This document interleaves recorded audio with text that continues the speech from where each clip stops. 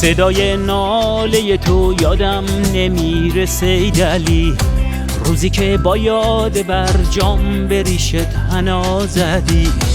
محال یادم بره کرک و پر ریخته تو که تو بیتت مثل یه مگس منو صدا زدی، که تو بیتت مثل یه مگس منو صدا زدی.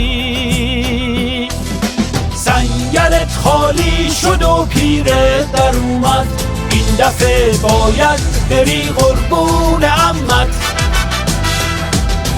سنگرت خالی شد و پیره در اومد، این دفعه باید بری قربون عمت.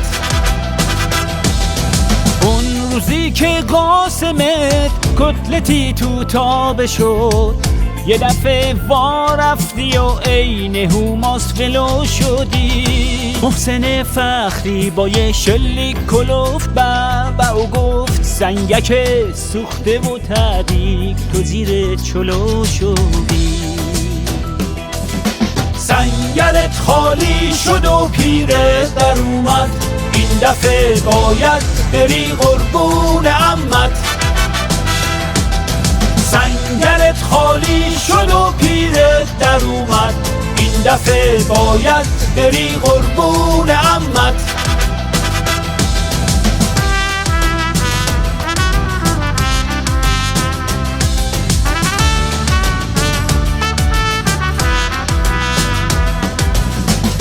یادته که خوش نداشتی دولت و مجلسیا بیانو بر سر اسرار نظام جدل کنن. حالا اون پاسدارایی که هی تو رو باد میکنن، تو روزای فتنه باس اسرائیل رو بغل کنن.